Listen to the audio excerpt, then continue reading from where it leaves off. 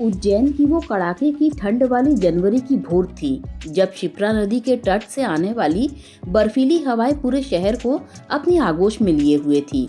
घर के बड़े आंगन में लगे तुलसी के पौधे के पास खड़ी रूपा अपनी हथेलियों को आपस में रगड़ रही थी, ताकि सुबह की उस सिहरन से थोड़ी राहत मिल सके।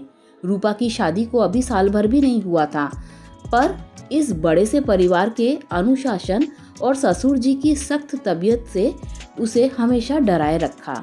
ससुर जी यानी पंडित दीनदयाल जी अपने जमाने के सख्त अध्यापक थे, जिनके लिए समय की पाबंदी और मर्यादा से बढ़कर कुछ भी नहीं था। घर के सभी सदस्य उनसे थर-थर कांपते थे और रूपा तो उनके सामने नजरें उठाने की हिम्मत भी नहीं जुटा पाती थी, बस सिर झुकाकर काम करती। उस सुबह कोहरा इतना घना था कि आंगन की मुंडेर पर बैठा पक्षी भी दिखाई नहीं दे रहा था और रूपा के पैर ठंडे फर्श पर पड़कर जैसे पत्थर हो रहे थे। रूपा ने कांपते हाथों से रसोई में जाकर कोयले सुलगाए, ताकि ससुर जी के लिए समय पर मंगल आरती से पहले गर्म पानी और चाय तैयार कर सके। दीनदयाल जी हमेशा भोर के 4 बजे उठ जाते और उनकी खड़ाऊ की आवाजें ही पूरे घर के लिए खतरे की घंटी की तरह गूंजती थी, जिसे सुनकर सब सतर्क हो जाते। रूपा ने लोटे में पानी भरा और जैसे ही वह ससुर जी के कमरे की ओर बढ़ी, ठंड के मारे उसकी उंगलियां सुन्न हो गईं और लोटा हाथ से छूटते छूटते बचा। कमरे की दहलीज पर पहुंचकर उसने देखा कि दीनदयाल जी अपनी आराम कुर्सी पर बैठे शॉल ओढ़े माला जप रहे थे और उनकी नजरें रूपा पर ही थी। रूपा ने घबराकर लोटा मेज पर रखा और जाने लगी। तभी दीनदयाल जी की भारी और गंभीर आवाज कमरे की चुप्पी को तोड़ते हुए गूंजी कि बहू जरा रुको। रूपा का कलेजा जैसे गले को आ गया।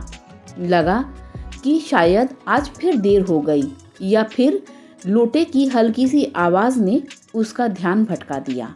दीनदयाल जी ने अपने पास रखे एक छोटे से लकड़ी के बक्से में से एक रेशमी लिफाफा निकाला।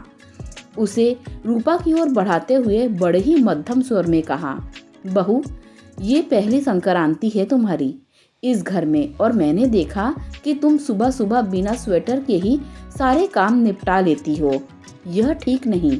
लिफाफे के अंदर एक बहुत ही सुंदर और मखमली ऊनी शॉल थी, जिस पर बारीक कढ़ाई की गई थी और उसकी गर्माहट छूते ही महसूस हो रही थी। रूपा की आंखों में आंसू भर आए, क्योंकि उसने जिसे अब तक केवल एक सख्त और अनुशासन प्रिय ससुर समझा था, उनके भीतर एक पिता की ममता छुपी थी। दीनदयाल जी ने मुस्कुराते हुए कहा कि अनुशासन घर की बुनियाद है बहू, पर तुम इस घर की लक्ष्मी हो और तुम्हारी सेहत का ख्याल रखना मेरा धर्म है। उस पर उज्जैन की वो बर्फीली सुबह रूपा के लिए किसी गुनगुनी धूप जैसी हो गई और उसके मन में ससुर जी के प्रति सारा डर हमेशा के लिए खत्म हो गया।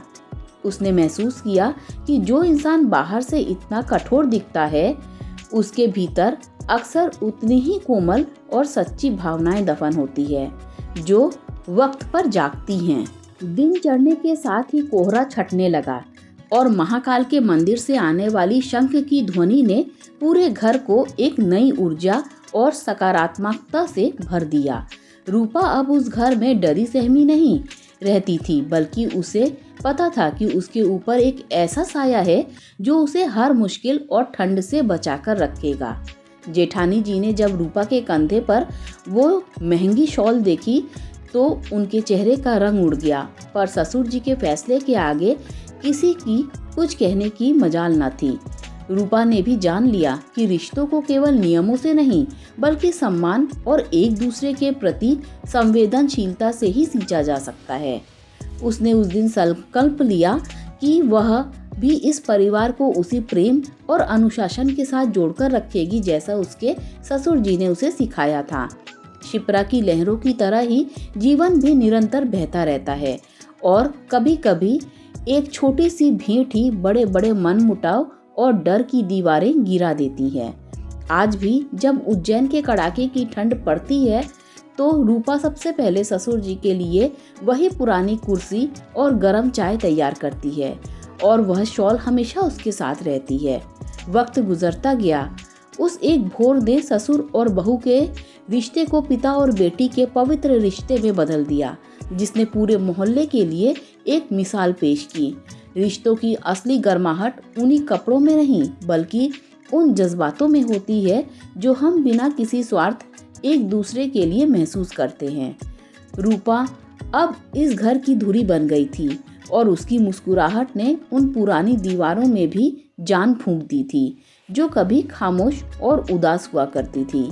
यही तो जीवन की खूबसूरती है कि हम जिसे पत्थर समझते हैं वही कभी हमारे जीवन का आधार बन जाता है और हमें सही राह दिखाता है।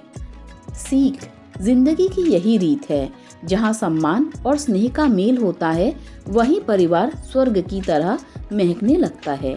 दोस्तों, अगर आपको कहानी पसंद आई हो तो लाइक शेयर सब्सक्राइब कीजिए। Thanks for watching this video.